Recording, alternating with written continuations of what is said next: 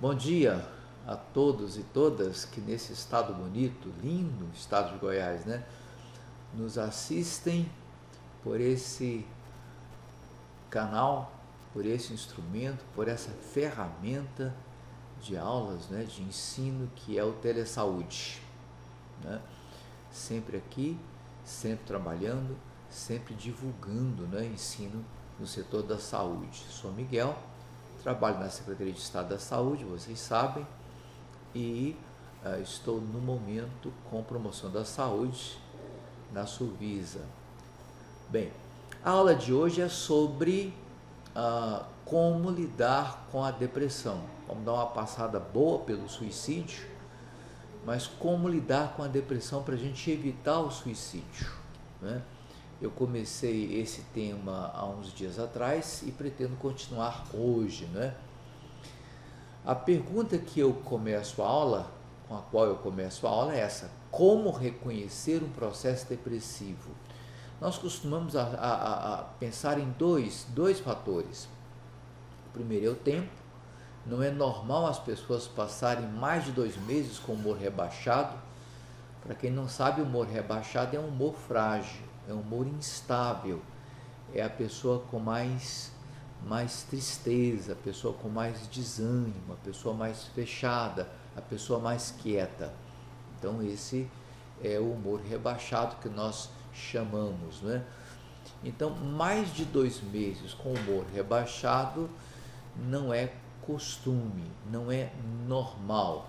Mais de 2 semanas a gente desconfia, mais de 2 meses é quase certeza que está acontecendo alguma coisa no nível do humor, já que o processo depressivo ele envolve principalmente o rebaixamento de humor.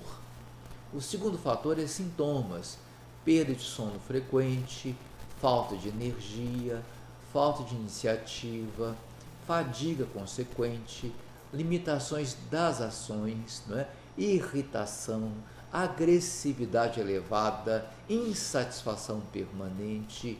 Portanto, são sintomas claramente percebidos. A pessoa, quando não dorme, fica com olheira, reclama, rola na cama a noite inteira, levanta várias vezes. É difícil para ela conciliar o sono com a depressão forte presente. Falta de energia, a gente sabe, a pessoa costumava sair, fazer um monte de coisas, tomar uma série de iniciativas, mas agora está mais parada. Senta-se diante da televisão e fica horas sem se mexer. Diante na sua mesa de trabalho, fica muito tempo parada, pensando em alguma coisa, procurando alguma coisa, o fio da meada para começar o trabalho, e custa achar, né? Então, ações mais limitadas, irritação. Então, a pessoa tem um nível de tolerância baixo para com aquilo que frustra. Frustrou um pouco, a pessoa apela, a pessoa se irrita, a pessoa se retira, ou a pessoa xinga, alguma coisa assim. Portanto, agressividade elevada presente e insatisfação permanente. Tudo está permanentemente ruim. Nenhuma luz no final do túnel, nenhuma esperança à vista. A luz forte irrita, a luz do sol forte. É costume as pessoas fecharem a porta, fecharem a janela e ficarem mais ou menos no escuro por muito tempo e deitadas. Algumas pessoas têm sintomas depressivos tão fortes que elas, para evitar até o convívio na luz escura do quarto, se escondem até debaixo da cama. Uma coisa completamente anormal, completamente difícil de entender, né? Mas enfim, esses dois fatores, fator tempo, muito tempo com humor rebaixado, e esse conjunto de sintomas, no mínimo, porque eu coloquei o mínimo, né, são sinais de que se deve pensar em depressão. Tá? Uma vez que se constata a depressão, que ela realmente está presente, existe uma convicção de que é isso mesmo, o processo depressivo, a gente tem que tomar algumas providências. Mas eu só vou tomar providência se eu descartar duas coisas. Primeiro, um julgamento moral. Fulano, fulana é preguiçoso, é preguiçosa, está desanimada da vida, está cheio de problemas, ele está cheio de encrenca, cheio de problema na vida, preocupado sempre. Pode não ser isso, está cheio de problemas, está preocupado sempre. Pode ser a depressão mesmo. Se a pessoa, né, que estiver prestando atenção, percebendo sinais de depressão, julgar moralmente, vai deixando para lá. Bem, é problema, está cheio de problema, cheio de preocupação, então vou deixar o rapaz na dele e aos pouquinhos ele vai saindo, vai resolvendo seus problemas. Eu vou pedir a Deus por ele, vou rezar por ele, vou orar por ele, vou pedir que Deus o ilumine para que ele resolva seus problemas. Pode não ser problema externo, pode não ser problema fora, né, do organismo da pessoa, pode ser um problema da pessoa, do seu organismo, do seu cérebro. Isso é que a gente chama de depressão. Então, se a gente deixa a questão moral do lado, deixa a questão de achar que é problema externo que está atormentando a pessoa e passa a pensar em depressão como doença, então é preciso tomar essa série de providências aí. É preciso reconhecer a depressão como adoecimento. Não é preguiça, não é problema, não é falta de ânimo, não é uma doença como resfriado, como uma gripe, nada. A depressão é um adoecimento, né, que tira as forças, que mina as energias, que deixa a pessoa em inércia, que deixa a pessoa muito pessimista e negativa e não passa. O problema é esse, não passa. Então, é preciso reconhecer como adoecimento. O fulano, a fulana está doente de depressão. Segundo, é preciso saber que o que se passa em termos de problemas pessoais, relacionais, profissionais e familiares, não é? Podem piorar essa depressão, podem agravar o quadro. Então, normalmente a pessoa depressiva fica muito sensível a brigas familiares, a certas situações profissionais negativas, né? A certas encrencas em amizades, em relações sentimentais, enfim, a pessoa fica mais doente ainda, agrava o quadro. Então, constatou que alguém está com depressão, veja o entorno dessa pessoa, seus problemas pessoais, relacionais, profissionais e familiares, como é que eles estão, porque dependendo da quantidade de problemas, a depressão vai agravar-se e aí surge um risco sério de suicídio, né? É preciso acompanhar a pessoa com os sintomas de depressão por causa disso que eu falei, né? Se de repente surgem as ideias suicidas, elas surgem silenciosamente. Dificilmente o deprimido vai falar isso. Pode falar isso para uma pessoa, outra pessoa, de vez em quando, que normalmente não vai levar a sério. Dizer que é brincadeira, ou que é um dia mau, ou que é uma tristeza, mas não vai levar a sério. Na verdade, tristeza está na depressão, mas a tristeza não é depressão. A depressão causa, entre outras coisas, tristeza crônica, mas uma tristeza mórbida. Por isso a pessoa fala em suicídio. Por isso é preciso acompanhar a pessoa. Também é preciso saber o grau dos processos depressivos para saber se é preciso medicar a pessoa. Se o grau de depressão é maior, trata-se de uma depressão maior, uma depressão de alto grau, então necessariamente é preciso medicar, né? A pessoa não vai aceitar, não vou em médico de louco, que é o psiquiatra, não vou em psicólogo, que é outra coisa de louco, eu não tenho nada, me deixem, não quero isso. A pessoa resiste a comparecer a um profissional de saúde mental. Mas é preciso insistir, de tal maneira que se percebeu que está muito grave o quadro, quer dizer, a tristeza está muito pesada, a pessoa está muito negativa, a pessoa está muito pessimista, já está falando em suicídio aqui e ali, melhor seria que eu morresse, se Deus me ajudar não estarei mais aqui, né? A minha vida é pesada, é cansada, né? Se eu estivesse morto seria melhor, porque a pessoa começa a idealizar a morte como uma fuga.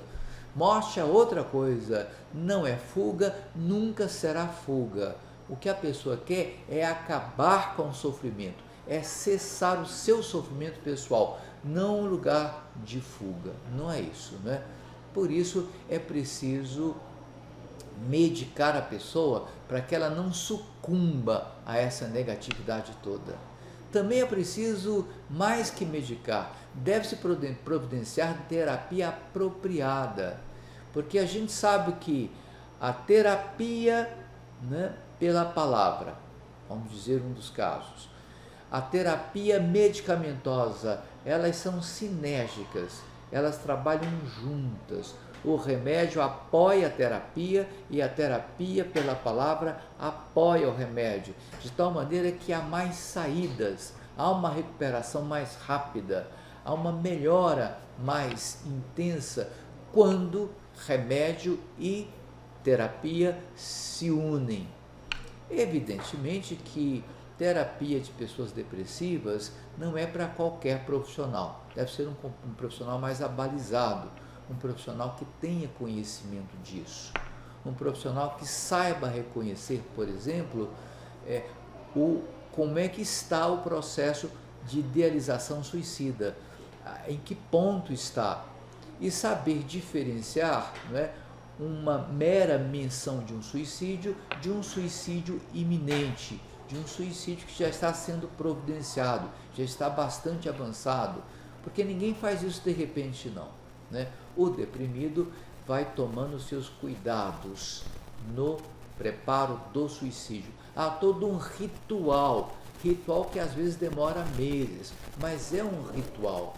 E um bom profissional vai saber reconhecer não somente o ritual, como em que altura ele está. E vai conversar com a família de tal maneira a família saber o que está havendo e dobrar a vigilância e cuidar mesmo e acompanhar de verdade, né, para que a pessoa não sucumba à sua doença. Por último, é preciso saber se há situações de suicida e com que frequência os pensamentos ocorrem. O que se quer dizer com isso, né? Que a ideação suicida é silenciosa, às vezes é oculta da própria pessoa deprimida. Então é um processo mais inconsciente, é uma elaboração inconsciente, é um processo mórbido inconsciente. Ele não surge nem para a própria pessoa. Então, a ideação suicida não vai ser reconhecida apenas porque a pessoa fala, mas por certas práticas. Por exemplo, a pessoa não gosta de arma, mas já pensa em comprar uma arma. A pessoa não conhece veneno, mas já está, né, se familiarizando com venenos. Há certos sites, há certos canais na informática, né, na rede social, que ensina a pessoa a suicidar-se. Então, essas pessoas, elas se informam que tal programa ajuda, e eles se propõem a isso mesmo, a ajudarem.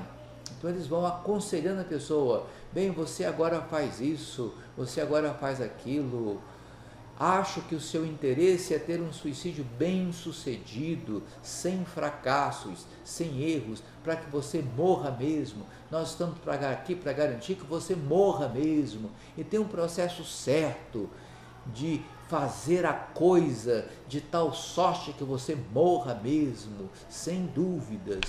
E é claro que a pessoa deprimida, que está com ideação suicida vai achando graça, mas vai simpatizando e vai se ligando e de repente estará sendo guiada pessoalmente pelo computador. Olha só que coisa engraçada isso, né? E triste, engraçada e muito triste. De sorte que, em primeiro lugar, há uma ideação inconsciente que vai se manifestando em certos comportamentos. Comprar arma, aproximar-se de veneno, ligar-se num programa mórbido de computador, não é? Enfim, ficar muito tempo só, meditando, trancado no quarto, no escuro. Isso tudo já é o processo mórbido do suicídio, né? Quando finalmente o suicídio fica claro, a ideia fica clara, o inconsciente se manifesta na consciência de maneira mais clara, sem tanta resistência da consciência, então os dois vão se aliar para trabalhar juntos no processo de produção do suicídio. Olha só que coisa. Então, alguém mais experiente há de entender certos comportamentos como ideação suicida e vai interromper esse processo antes que ele prossiga e, consequentemente, a pessoa chegue ao ato de fato do extermínio pessoal, né, do extermínio próprio. Vamos lá. Quais são os perigos da depressão, né, além do suicídio, claro, né? Desabilitação para a vida. A pessoa não acredita mais na vida, não acredita no que ela faz, no que os outros fazem por ela, não acredita no futuro, não acredita no presente. O passado é passado, já passou, já acabou, e a pessoa não tem coragem mais para nada, para trabalhar, para estudar, para relacionar-se, para amar uma pessoa, para cooperar em casa. A pessoa fica desabilitada para a vida. Isso é certo, né? Uma outra coisa, né? O risco acentuado de suicídio é para mulheres, principalmente para mulheres. Homens, eles têm depressão, mas eles não marcham tanto para o suicídio quanto as mulheres marcham, em todas as idades. Se elas são moças e têm uma decepção sentimental muito forte, o perigo é enorme, porque em vindo a depressão vai conduzi-las para a morte certa. Teve uma grande perda, uma perda sentimental, agora a vida não vale mais nada, essa vida também pode ser perdida sem problemas. Tanto mais que vai ofender, que vai ser um tapa na cara da pessoa que não amou o suicida, da pessoa que não correspondeu aos seus sentimentos, não é? Então, foi mulher, a gente redobra o cuidado, porque os números de suicídio mostram que mulheres são mais vulneráveis, são vítimas mais costumeiras, tanto da depressão quanto do suicídio. Um terceiro elemento que a gente chama a atenção é o isolamento do convívio social e familiar, né? Isolou-se. Esse isolamento, em 2, 3, 4 meses, não cessa e vai só aumentando, vai só se incrementando, vai só, né, se tornando mais longo e mais pesado. Antes não conversava com alguns, agora não conversa com ninguém. Antes ficava no quarto 2 horas, agora passa 8 horas no quarto fechado. Antes acordava mais cedo, agora passa a noite sem dormir. De sorte que o agravamento desses sintomas, né, nos fazem entender que a iminência de um suicídio está posta e a gente tem que tomar cuidado. Por fim, ter muita dificuldade com perdas, com luto, com dívidas e relações sentimentais, não é? O que induz ao adoecimento profundo. Então, não é todo mundo que aguenta perda, não. Tem gente que chora e quer morrer. Não é todo mundo que vive com tranquilidade, com tristeza, mas com tranquilidade, né, o luto. Muita gente se esbarra no luto com uma força muito grande. É como um carro atolado, patina e não sai do lugar. Então a pessoa luta, luta, luta, mas não consegue vencer a dor da perda, a dor da separação que o luto traz, né? E aí, dívidas, porque não trabalha, cobranças, relações sentimentais e tudo vai para o brejo. Não é preciso dizer que pessoas também contraem dívidas com drogas, são viciadas em drogas, né? Consomem drogas, especialmente a cocaína, que é um estimulante forte. De repente essa pessoa fica ameaçada, cheia de dívidas, não tem mais como comprar o produto, a vida está ameaçada, a vida da família está ameaçada, e essa pessoa pode pensar em suicídio como uma saída para essa situação de ameaça, de pressão, de dívidas e de abstinência do tóxico, né? Então, estas situações representam perigo, e uma vez elas constatadas, uma vez elas estudadas, uma vez compreendidas, as pessoas em volta da pessoa com depressão devem redobrar esforços para que de alguma forma acompanhe essas pessoas no processo depressivo antes que aconteça alguma coisa pior, né? A depressão não tem cura, é uma péssima notícia, né? Quem acha que a depressão é curável com antidepressivos, não é. O antidepressivo é um paliativo. Nem terapia cura a depressão, ela vai estar lá, latente. Tomou o remédio certinho, fez a sua terapia, ou está fazendo a sua terapia, mas o processo depressivo está lá, ele está instalado em latência, aguardando a hora de se manifestar. Se pudesse manifestar, vai fazê-lo. Portanto, quem teve uma vez uma depressão forte deve tomar cuidado para não alimentar, para não ficar, né, parado em sintomas, em sensações, em sentimentos, em relações que vão certamente trazer de volta a depressão. É preciso evitar. Tá. Se a depressão não tem cura, então impõe-se tratamento. Se a depressão estiver instalada de maneira muito forte e for o tipo de depressão que nós chamamos de orgânica, aquela depressão que é do órgão cérebro, que o cérebro a sofre organicamente, no nível do organismo, do corpo, então essa pessoa pode ter que tomar remédio o resto da vida, né? Variando doses, variando tipos de antidepressivos, mas aquele que tem depressão orgânica e frequente, né, é uma pessoa que deve de alguma maneira ficar tomando cuidado, sempre em terapia e sempre com o medicamento por perto, porque a orgânica é terrível, né? É preciso acompanhamento. Então, se ela não tem cura, é preciso ter acompanhamento sempre. É preciso compreensão dos familiares e amigos para não criarem situações em que a pessoa se deprima de maneira repentina e até muito intensa, não é? É preciso que haja um projeto de vida, ainda que mínimo, pois a inércia causa enormes prejuízos. É tudo que a depressão quer, precisa, para se expandir e tomar conta da vida de uma pessoa. Inércia. Quanto mais parada ficar a pessoa, pior. Mas ela não aguenta fazer muita coisa, ela não tem forças, ela não tem suporte para ficar, né? Suporte físico, não tem vigor para fazer alguma coisa. Pois então comece com uma coisa mínima, um projeto de vida mínimo. Plantação de uma horta é um projeto mínimo, já vale alguma coisa, as outras pessoas apoiando, né? Enfim, ocupar-se de um projeto, por exemplo, de caridade, como os espíritas fazem, como os católicos fazem, como muitos evangélicos fazem, né? Fazer bem aos outros costuma diminuir a depressão.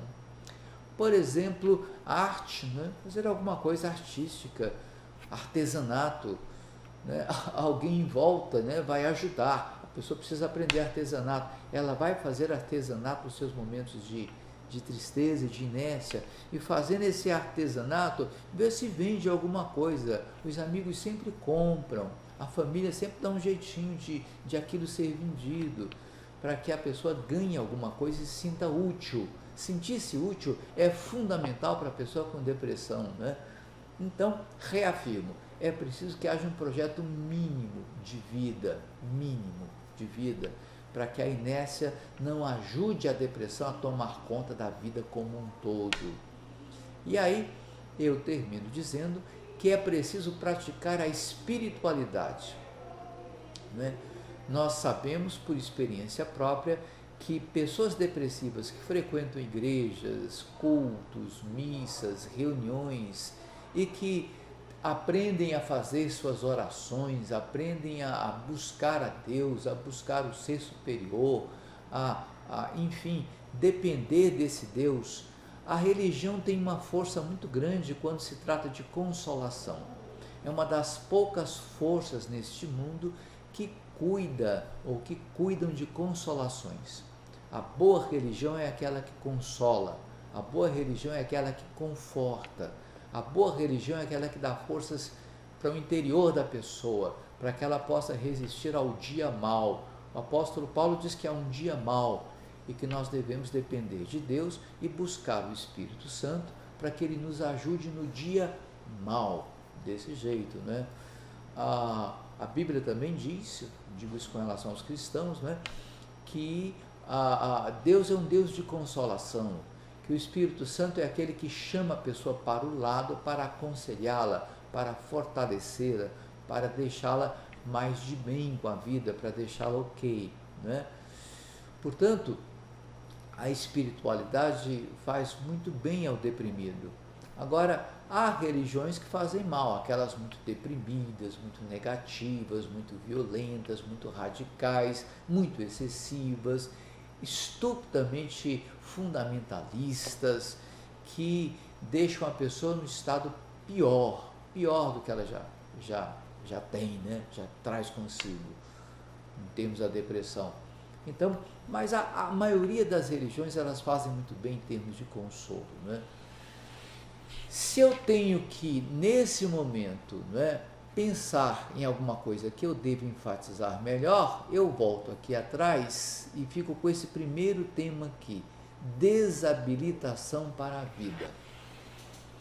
Talvez essa seja o pior quadro da depressão, talvez isso seja o desafio maior de quem lida com a depressão, tanto que sofre a depressão como aquele que está cuidando da pessoa depressiva. É a desabilitação para a vida, porque a vida da pessoa se reduz, se escurece, perde as cores, perde movimento, perde energia, e a pessoa fica caindo num abismo profundo, sem fundo e de paredes lisas, não há como se agarrar, é uma queda constante, permanente, não há fundo, não há como interromper, né? Isso é desabilitação para a vida. Então, como eu faço com esse sintoma, né? Essa desabilitação para a vida, que é um sintoma que a pessoa carrega. Bem, o que eu tenho de fazer é recorrer primeiramente a remédios, né? A remédios que interrompem esse processo, principalmente nos processos depressivos orgânicos. Há bons antidepressivos hoje, há antidepressivos muito bem desenvolvidos, os médicos conhecem bem, muito bem bolados, muito bem planejados para impedir esses quadros, além de outras drogas que o psiquiatra, que o médico habilitado pode prescrever, né? Então, desabilitação para a vida a gente aborda medicamentosamente primeiro. É preciso haver medicação, porque é muito difícil, é ruim demais, o sofrimento é horrível e não passa. O medicamento pelo menos interrompe o processo, quimicamente, interrompe o processo, né? Tá. A segunda coisa a fazer, né, é a pessoa aceitar que precisa frequentar uma terapia, né, de maneira séria. Aqueles que estão desabilitados para a vida, eu recomendo até mais de uma vez por semana. 2, 3 vezes por semana é recomendável.